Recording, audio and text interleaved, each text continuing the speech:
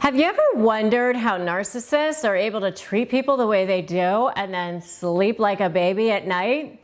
By the end of this video, you're going to know exactly how narcissists are able to live with themselves even while causing a path of destruction along the way. Hi, I'm Rebecca Zung, top 1% attorney and the best-selling author of the books Negotiate Like You Matter and Breaking Free, a Step-by-Step Divorce Guide, and I've helped thousands of people go from lives of drama, trauma, and chaos to step into lives of freedom, possibility, prosperity, and purpose.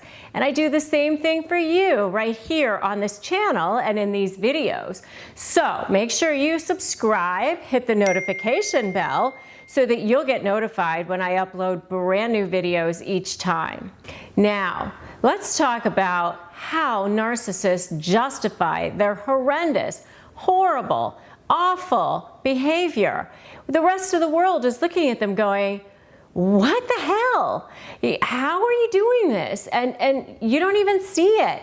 And for those of us who've been in relationships with narcissists, you think that obviously they must see it. They must know what they're doing or how they're making people feel or the damage that they're doing, the drama, the trauma, the chaos that they cause, right? But how do they get away with it and just they sleep at night? How do they justify it to themselves? That's what we're going to talk about today. So when you're dealing with a narcissist, it's really important to understand the psyche of a narcissist. So a lot of people just think a narcissist is anybody who says, I'm great, I did something amazing. Okay, fantastic. I mean, sometimes people say that because they need to for their own credibility or whatever, but that's not the only part of what makes a narcissist. Just because somebody says, I accomplished something doesn't make them a narcissist.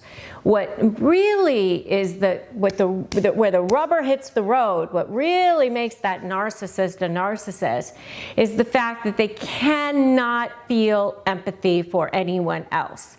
And that's the part that a lot of people forget about. They just can't.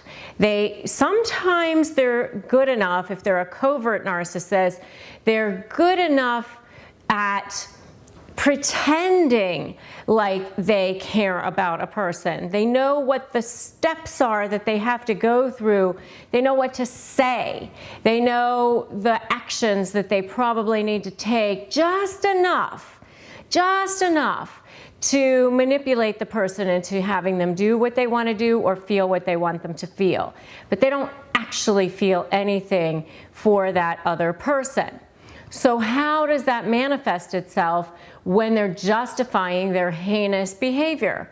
Well, it manifests itself in a number of ways. So the first way that they justify their behavior to themselves is they just decide that they're always right. They literally think that they're always right.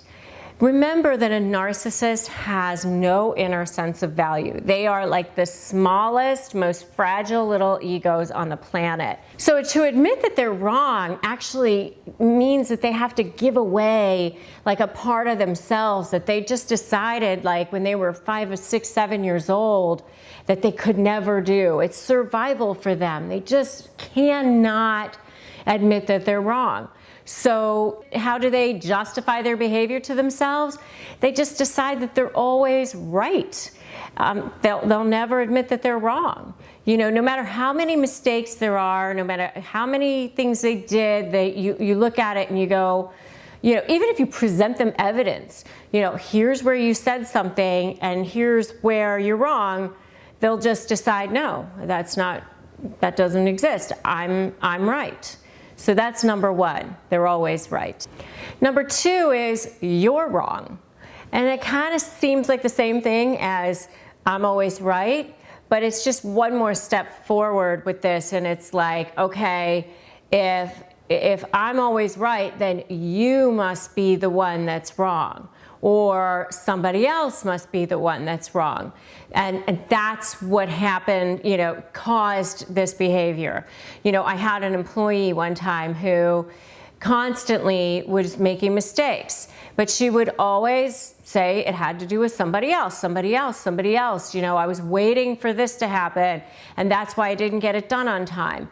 You know, she could never say, you know, I should have figured out how to get it done on time. She just always had to make somebody else wrong. So someone else was wrong.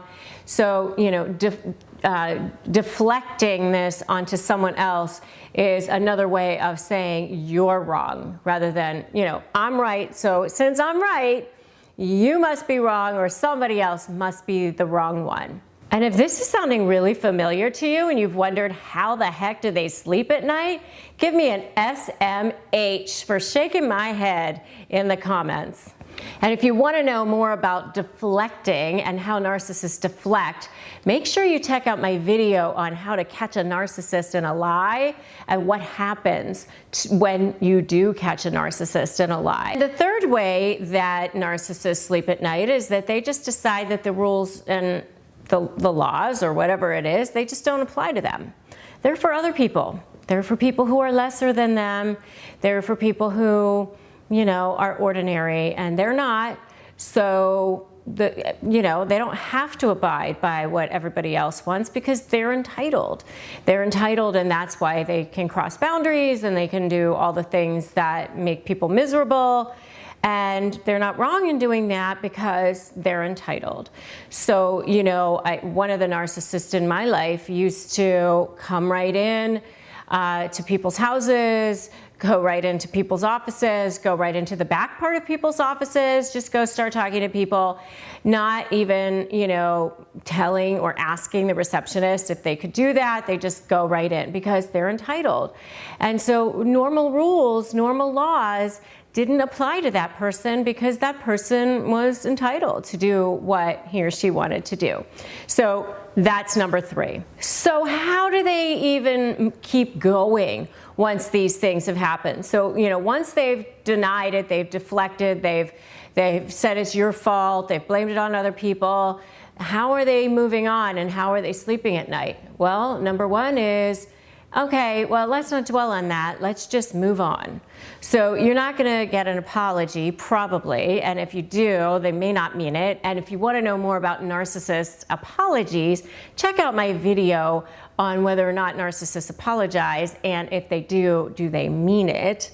But if they have apologized or they haven't, whatever, you know, from that point forward, they just want to erase it from their memories, and they expect you to erase it from your memory too, and just move on.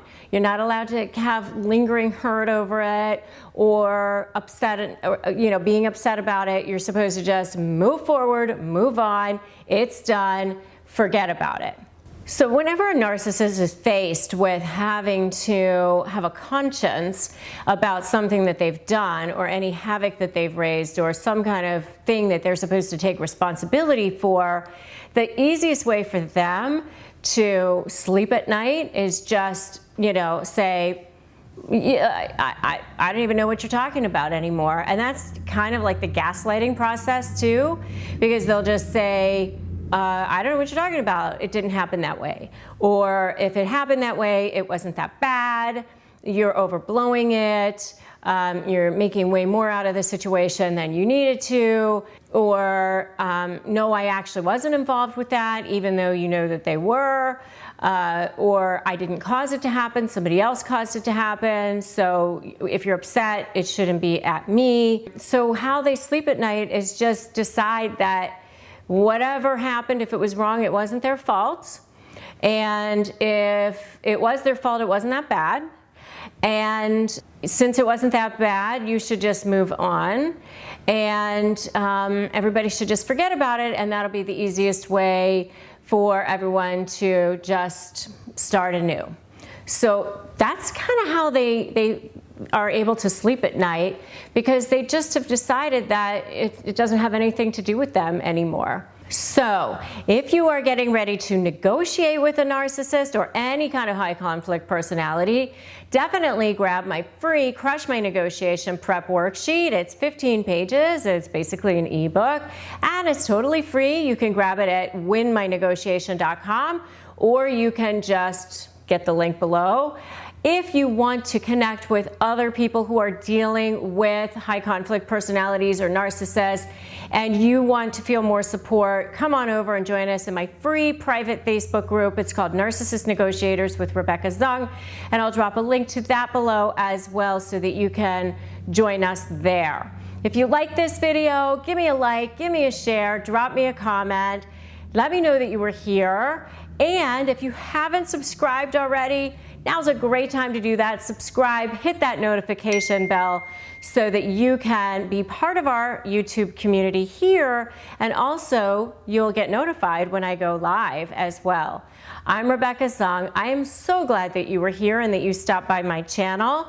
I will see you in the next video. Remember, today is a great day to start negotiating your best life.